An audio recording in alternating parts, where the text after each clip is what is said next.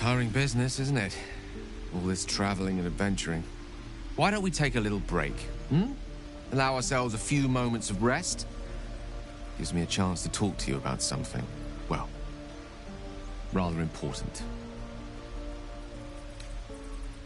As you wish. We've been on the road together for a while now, haven't we? Survived some perils, overcame some obstacles. Ever since you were kind enough to free me from that stone, I've seen you demonstrate remarkable guile and courage. The way you diffused the tension between Zevlor and Aradin.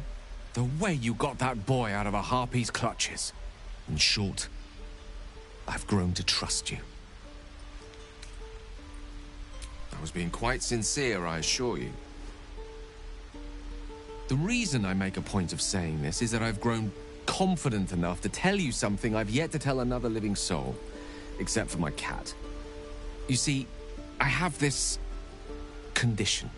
Very different from the parasite we share, but just as deadly.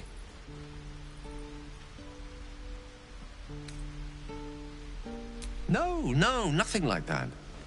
Now, if I fail to treat it, then the consequences would not be contained to me alone. What it comes down to is this.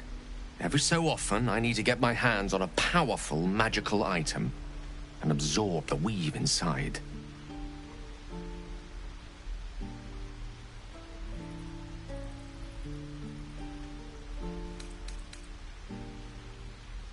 I'll spare you the finer details, but it begins with a simple biological deterioration, muscle spasms, disorientation, a slight ringing in the ears, and, if left for too long, catastrophe. It's been days since I last consumed an artifact, since before we were abducted. It's only a matter of time before my craving returns. That is why I turn to you. I need you to help me find magic items to consume. It is vital. Dare I say it? Critical.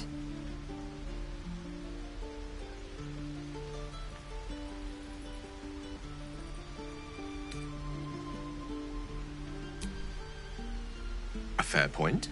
However, until recently, I was able to rely on a supply of artifacts stored in my tower in Waterdeep. A supply that has now run dry. The reality of the matter is that a lone wizard with a chronic impairment such as my own is not in the most ideal of situations with regards to self-defense. The manner of artifacts I need are not often found waiting patiently on a shopkeep's shelf. One usually has to lift them delicately from trap-filled tombs or prize them from the hands of violent ne'er-do-wells. There'll be danger involved, or great cost.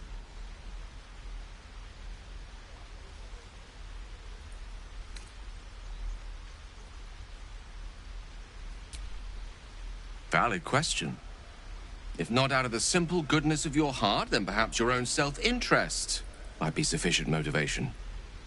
Having a wizard like me around is quite the boon when facing the perils that stalk these lands. It'd be far harder for me to assist you if I could barely stand upright. Please, trust me. Your help could be the difference between life and death.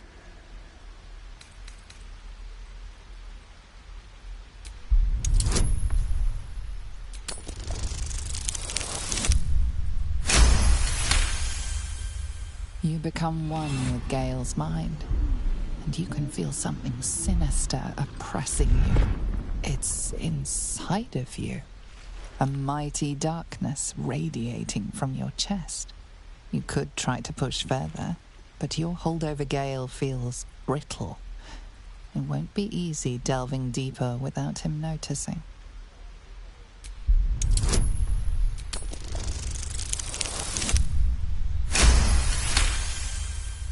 You see through Gale's eyes, staring down the corridors of a dread memory.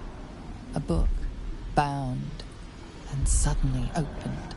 Inside there are no pages, only a swirling mass of blackest weave that pounces. Its teeth, its claws, it's unstoppable as it digs through and becomes part of you. And gods, is it ever hungry. Keeping me in suspense, are you? Come on, tell me. Do we have an agreement or not? It's a simple question, isn't it? What gives you pause? What? You used that thing against me, and you saw? After I told you? You had no right. None at all. I've a good mind to turn around and depart this little company of ours immediately.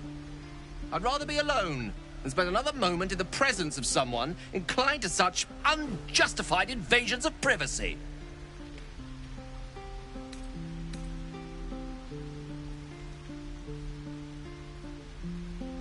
So be it.